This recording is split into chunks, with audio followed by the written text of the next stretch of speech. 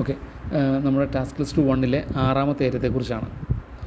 അതിൽ ഇത് പാക്കേജിൻ്റെ ആ ഒരു ബോക്സ് ഡിസൈൻ, അതുപോലെ തന്നെ ആക്റ്റീവ് സർവീസസ്, അതുപോലെ അപ്കമിങ് സർവീസസ്, ഇതിൻ്റെയൊക്കെ ഒരു ബോക്സ് ഡിസൈൻ ഉണ്ടല്ലോ.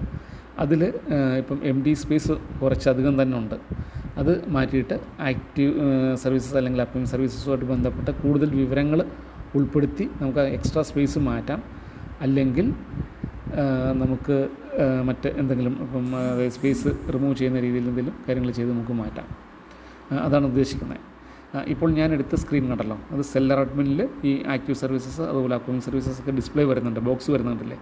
പക്ഷേ ഇതിപ്പം അപ്കമിങ് സർവീസസിൽ അദ്ദേഹത്തിൻ്റെ സഞ്ജു ജി കെ എന്നുള്ള പേര്, തൊട്ട് താഴെ 0KM ടൂർസ്, അതിൻ്റെ താഴെ ആ ഒരു സ്പേസ് കണ്ടില്ലേ, ആ ഡേറ്റിനും 0KM ടൂർസിനും ഇടയ്ക്കുള്ള സ്പേസ്, അതാണ് ഞാൻ ഉദ്ദേശിക്കുന്നത്.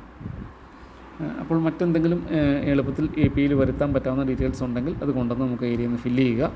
അല്ലെങ്കിൽ നമുക്ക് ആ സ്പേസ് കുറയ്ക്കുക, ആ ഡിസൈനൊക്കെ ഒന്ന് ബെറ്ററാക്കി സ്പേസ് കുറയ്ക്കുക. ഇതാണ് ഉദ്ദേശിച്ചേക്കുന്നത്. അതേപോലെ തന്നെ ഇതിൻ്റെ ഡീറ്റെയിൽ വ്യൂ ഉണ്ടല്ലോ, അപ്കമിങ് സർവീസസ്, ഇത് കണ്ടില്ലേ, ഇതിലും ആ സെയിം ഇഷ്യൂ ഉണ്ട്, ആ സ്പേസ് ഇഷ്യൂ ഉണ്ട്. അപ്പോൾ നമുക്ക് APIയിൽ എളുപ്പത്തിൽ കൊണ്ടുവരാൻ പറ്റുന്ന ഡേറ്റ അവിടെ കൊണ്ടുവന്ന് ഗ്യാപ്പ് ഫില്ല് ചെയ്യുക. അതായിരിക്കും ബെറ്റർ എന്നെനിക്ക് തോന്നുന്നു. അപ്പോൾ അത് ആലോചിച്ച് വേണ്ട രീതിയിലൊന്ന് ചെയ്യുക. അതേപോലെ ആക്റ്റീവ് സർവീസസിലും ഇത് തന്നെയാണ്. ഓക്കെ, ഇതുപോലെ തന്നെയാണ് സ്പേസ് ഇഷ്യൂ കാണിക്കുന്നത്.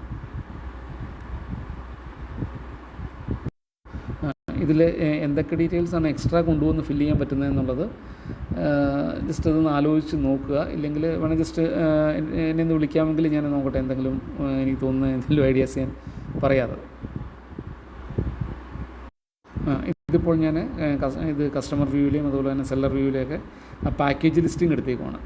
ഇവിടെയും ആ സെയിം ഇഷ്യൂ ആണ് ഞാൻ പറയുന്നത്. അതായത് ആ സ്പേസ് ഇഷ്യൂ, ഇപ്പം പ്രൈസിങ്ങിൽ 400 അല്ലെങ്കിൽ ഒറിജിനൽ പ്രൈസ് 900 എന്നൊക്കെ പറഞ്ഞുകൊണ്ടല്ലോ, അതിന് ശേഷം ആ വൈറ്റ് സ്പേസ് കണ്ടല്ലോ, അതാണ് നമുക്ക് മാറ്റേണ്ടത്.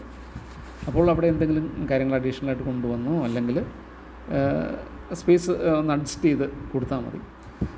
അതേപോലെ തന്നെ ഈ ഒരു റിക്വയർമെൻറ്റ്, ഇപ്പോൾ പറഞ്ഞ ഈ റിക്വയർമെൻറ്റ് ടാസ്ക് ലിസ്റ്റ് 2-ലെ 2ാമത്തെ ഐറ്റമായിട്ട് മാച്ചിങ് ആണ്. ഞാൻ കഴിഞ്ഞ വീഡിയോയിൽ ഞാൻ പറഞ്ഞിരുന്നു അത്. അപ്പോൾ അതിൽ കറൻസിയുടെ ഐക്കൺ, അതായത് ഒറിജിനൽ പ്രൈസിന് കറൻസി ഐക്കൺ, അപ്പം അതിന്ന് ഇത് ഡിസൈനിൽ വന്നിട്ടുണ്ട്, ഇന്ന് നിങ്ങൾ ഇതിൽ വന്നിട്ടുണ്ട്. അതൊക്കെയാണ്. പക്ഷേ എൻ്റെ ബാക്ക്ഗ്രൗണ്ട് കളർ ഹൈലൈറ്റ് ചെയ്യുന്ന കാര്യം അതാണ് ടാസ്ക് ലിസ്റ്റ് 2-ലെ നമ്പർ 2-ലെ ഒരു കാര്യം എന്ന് പറയുന്നത് ബാക്ക്ഗ്രൗണ്ട് കളർ ഒന്ന് ഹൈലൈറ്റ് ചെയ്യുക. കാരണം പ്രൈസിങ് നമ്മൾ സെല്ലിംഗ് പ്രൈസാണ് നമുക്ക് എപ്പോഴും നമ്മൾ കുറച്ചിടുന്നത്. അതായത് കസ്റ്റമേഴ്സിനെ ഒന്ന് ആകർഷിക്കുന്ന രീതിയിൽ അത് ഇത്തിരി കുറച്ചായിരിക്കുമല്ലോ ഇടുന്നത്. അപ്പോൾ അതൊന്ന് ഹൈലൈറ്റ് ചെയ്ത് നല്ല ഭംഗിയായിട്ട് കാണിക്കുക എന്നുള്ളതാണ് എൻ്റെ ഒരു ലക്ഷ്യം. അപ്പോൾ അതിൻ്റെ ഒറിജിനൽ പ്രൈസിനേക്കാളും ഫോണ്ട് സൈസ് എല്ലാം കൂട്ടി ബാക്ക്ഗ്രൗണ്ട് കളറൊക്കെ ഒന്ന് ഹൈലൈറ്റ് ചെയ്ത് നിൽക്കുന്ന രീതിയിലാക്കാം. അതേപോലെ നിങ്ങളിന്ന് ഇത് മാറ്റിയ കാര്യം പറഞ്ഞല്ലോ. അപ്പം നമുക്കതിപ്പം രണ്ടും ഒരേ സൈഡിലല്ലേ നിൽക്കുന്നത്. അതായത് ഓഫർ പ്രൈസും സെല്ലിംഗ് പ്രൈസും ഒരേ സൈഡിലാണല്ലോ നിൽക്കുന്നത്. ആ ഒറിജിനൽ പ്രൈസ് നമുക്ക്, അതായത് ഒറിജിനൽ പ്രൈസും സെല്ലിംഗ് പ്രൈസും ഒരേ സൈഡിലാണ് നിൽക്കുന്നത്. അത് നമുക്ക് വേണമെങ്കിൽ ഒറിജിനൽ പ്രൈസ് റൈറ്റ് സൈഡിലേക്കൊന്ന് മാറ്റി, അതായത് റൈറ്റ് സൈഡിലേക്ക് മാറ്റി കൊടുക്കാം. ബോക്സിൻ്റെ റൈറ്റ് സൈഡിലേക്ക് മാറ്റി കൊടുക്കാം. ഞാൻ ബോക്സിൻ്റെ കാര്യമായിട്ടോ പറയുന്നത്, ആ ബോക്സ് ഡിസൈനിനെ കുറിച്ചാട്ടോ പറയുന്നത്.